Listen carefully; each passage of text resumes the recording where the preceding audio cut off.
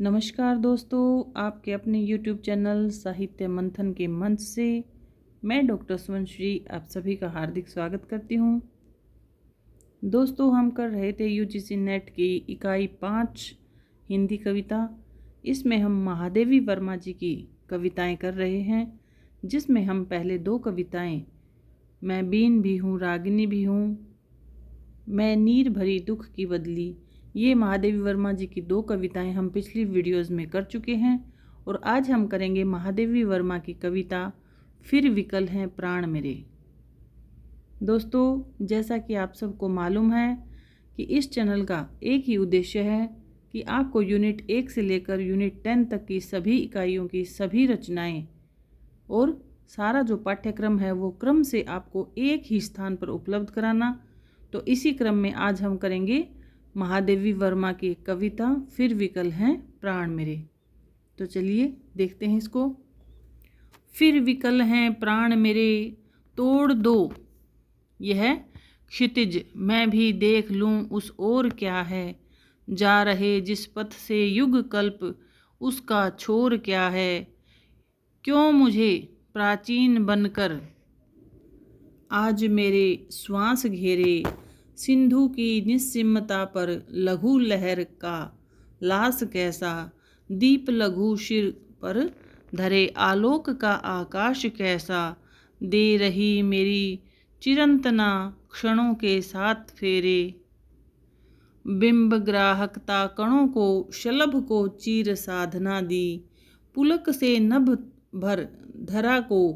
कल्पना में वेदना दी, मत कहो हे विश्व झूठे हैं अतुल वरदान तेरे, नभ डूब पाया न अपनी बाढ़ में भी क्षुद्र तारे, ढूंढने करुणा मृदुल घन चीर कर तूफान हारे, अंत में तम में बुझे क्यों आदि के अरमान मेरे। दोस्तों, महादेवी वर्मा छायावादी जो काव्य धारा है इनकी प्रधान केंद्र बिंदु रही हैं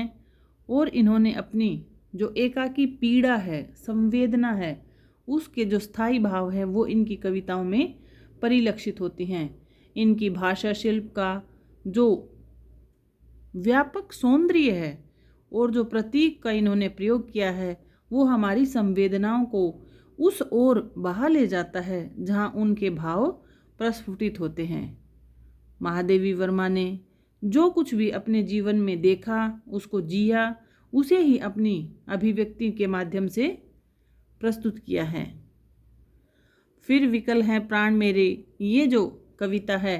वो सांध्य गीत काव्य संग्रह से ली गई है और उसका प्रकाशन वर्ष है वो 1936 ईस्वी में हुआ। दोस्तों,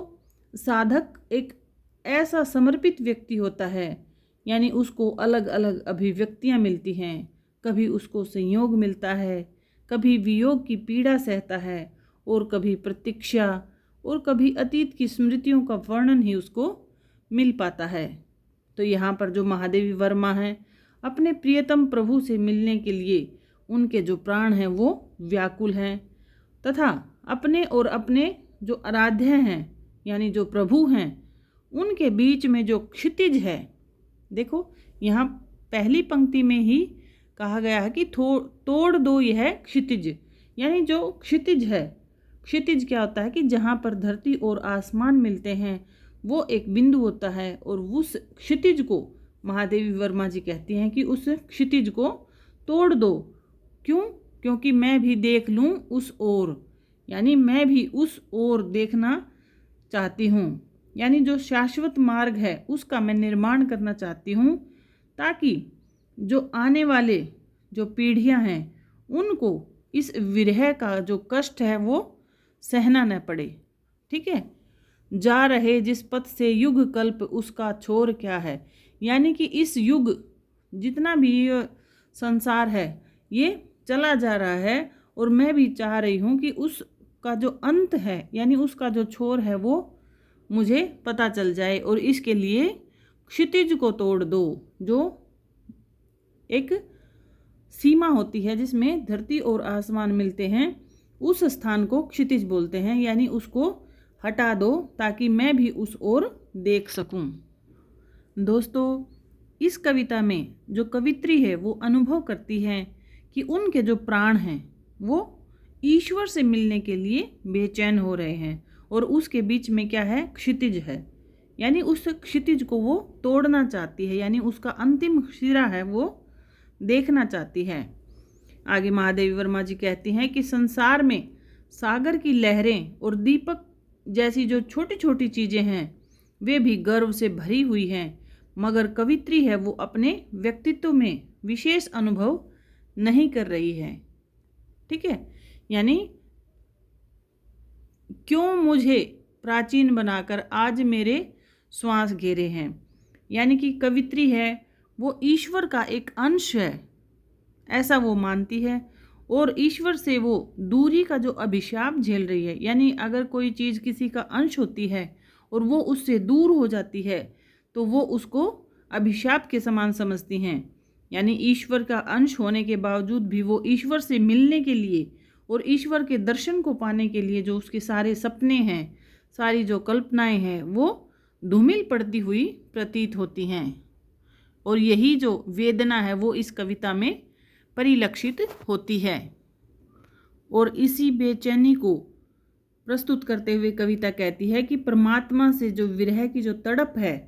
वो कवित्री से सहन नहीं होती और वो उस क्षितिज को तोड़ना चाहती है और देखना चाहती है कि उस तरफ क्या है। यानी कि हो सकता है कि वहाँ ईश्वर के दर्शन ही हो जाएं। यानी अगर क्षितिज से परे मुझे जाना हो तो हो सकता है कि मुझे जो मेरे परमात्मा है उसके दर्शन हो जाएं। और जिस रास्ते से गुजर कर, यानी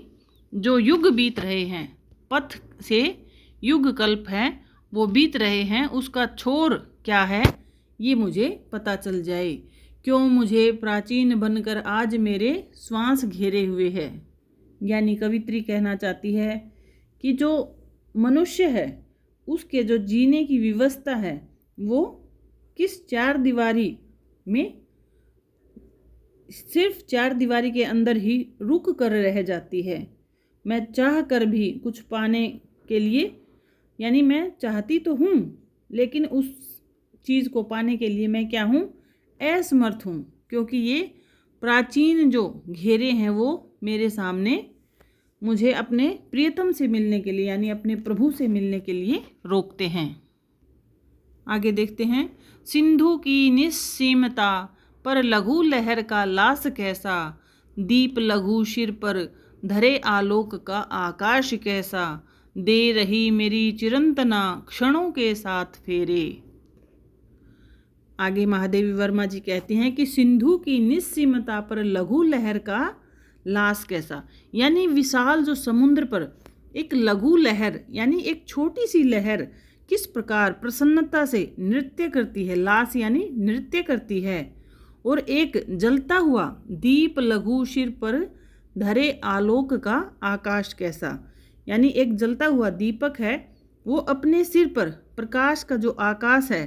उसका एक बड़ा घेरा बनाए हुए है। ठीक है, लेकिन दे रही मेरी चिरंतना क्षणों के साथ फेरे, और जो मेरी आत्मा है वो परमात्मा की तरह अनश्वर होते हुए भी, यानी परमात्मा भी अनश्वर हैं और आत्मा भी अनश्वर हैं, इसी प्रकार से इन दोनों के अनश्वर होते हुए भी क्षण क्षण जो मेरा जो समय है क्षणों के साथ फेरे और दे रही चिरंतना, यानी क्षण क्षण यानी प्रति क्षण जो मेरी आत्मा है वो परमात्मा से मिलने के लिए व्याकुल है और इसी प्रकार तड़पते हुए अपना समय व्यतीत कर रही है। आगे कवित्री कहती हैं कि बिंब ग्राहकता कणों को शलभ को चीर साधना दी, पुलक से नभ भर धरा को कल्पना में वेदना दी, मत कहो हे विश्व झूठे है अतुल्य वरदान तेरे। यानी कि इस जो ईश्वर है इन्होंने संसार के कणों को शलभ, यानी कि हर कण को किसी न किसी आकृति, बिंब ग्राहकता यानी कि किसी न आकृति के रूप में ढल जाने का जो गुण दिया है, शलभ चीर साधना दी, वो जो गुण दिया है उसी को यानी ईश्वर ने पतंगों को जिस प्रकार से पुलक के नभ भर धरा कल्पना कै वेदना दी, यानी कि महादेवी वर्मा जी कहती हैं कि ईश्वर ने तो प्रत्येक जो संसार के जितने भी प्राणी हैं उन सब को किसी न किसी आकृति में ढालकर उसको गुण प्रदान किए हैं। जिस प्रकार से पतंगों की रोशनी के साथ साथ जाकर जल का जो रोशनी के आकर्षण के कारण उसमें जलकर नष्ट हो जाने की जो शक्ति है वो ईश्वर ने उसको दी है।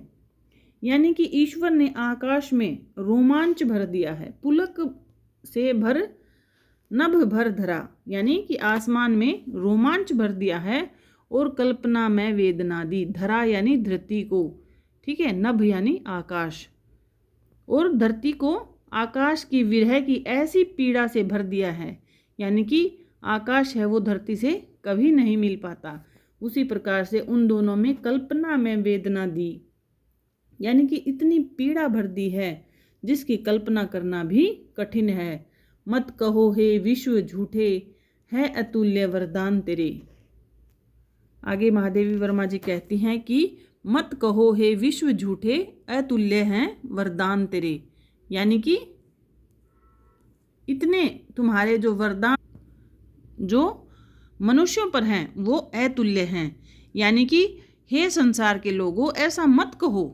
कहो विश्व झूठे, यानी कि हे संसार के लोगों ऐसा मत कहो कि ईश्वर के द्वारा जो प्रदान किए गए जो अनमोल गुण हैं, यानी प्रत्येक प्राणी को अनेक गुणों से ईश्वर ने सुशोभित किया है, यानी उनके पास अनेक गुण हैं, इसलिए उन्हें अनेक गुणों से जो सुशोभित होते हुए भी उनको झूठा मत कहो, यानी जो विशेषताएं हैं उनको झूठा मत बताओ, क्योंकि या तो उसकी कोई कीमत ही नहीं है अतुल्य वरदान तेरे, यानी कि उन्होंने तो इतने जो वरदान गुण दिए हैं वो अतुल्य हैं, यानी उनकी कोई सीमा ही नहीं है। आगे देखते हैं। नभ डूब पाया न अपनी बाढ़ में भी क्षुद्र तारे, ढूंढने करुणा मृदुल धन चीर कर तूफान हारे, अंत के तम में बुझे क्यों आदि के अरमान मेरे। यानी कि आकाश में तो नभ यानी आकाश में बड़े बड़े पिंड यानी जो नक्षत्र वगैरह हैं, छोटे छोटे तारे, यानी कि उनका जो अस्तित्व है वो समाप्त नहीं हो जाता, वो बाढ़ की तरह भरे हुए हैं। और ढूंढने करुणा मृदुल घन चीन तूफान हारे, और तूफानों ने अनेक कोमल बादलों को चीर कर जो करुणा की भावना पाने की जो कोशिश की है, यानी तूफान है उन्होंने घन को चीर कर बादलों को चीर कर जो करुणा पाने की भावना व्यक्त की है, वो अंत के तम तक बुझे क्यों आदि से अरमान मेरे।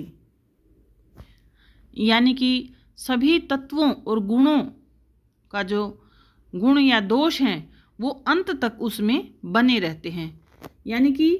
जो तूफान है वो कोमल बादलों को चीर कर करुणा की भावना पाने की कोशिश कर रहे हैं, मगर उन्हें सफलता नहीं मिली, यानी तूफान है वो भी क्या हो गए हैं, हार गए हैं।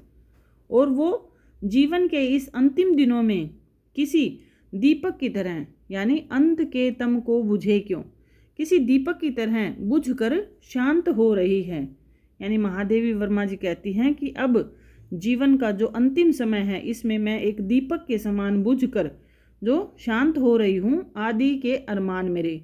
उनका पूरा होना जो है, जो मेरे अरमान हैं उनका पूरा होना अब संभव नहीं लग रहा है। यानी कि भाव यह है कि कवित्री यहाँ पर ये कहना चाहती है कि जो ईश्वर है उसका मेरे प्रति जो व्यवहार है वो निष्ठुरता का हो गया है। यानी कि अब तो मेरा जो अंतिम समय है वो भी आ गया है, यानी जिस प्रकार दीपक अंतिम समय में बुझ जाता है उसी प्रकार मेरे अंतिम समय में भी प्रियतम यानी जो परमात्मा है वो निष्ठुर बने हुए हैं, और वे मुझसे मिलने के लिए, यानी आत्मा के रूप में कवित्री अपने आप को मानती हैं, और आत्मा और परमात्मा है वो दोनों एक ही बिंदु के स्थान पर मिलते हैं, लेकिन जो क्षितिज है वो उसको बीच में रोक रहा है, इसलिए महादेवी वर्मा कहती हैं कि उस क्षितिज को तोड़ दो ताकि मैं उस पार यानी दूसरी ओर मैं देख सकूं। ठीक है, तो ये जो महादेवी वर्मा की कविता थी ये हमने विस्तृत रूप से इसको पढ़ लिया है और आप इसको एक बार फिर से पढ़ लें ताकि आपको ये कंठस्थ हो सके। ठीक है, तो चलिए अगली जो वीडियो है उसमें हम लेकर आएंगे महादेवी वर्मा की एक और कविता। पढ़ते रहिए, स्वस्थ रहिए और चैनल को सब्सक्राइब करिए। नमस्कार, धन्यवाद, जय हिंद।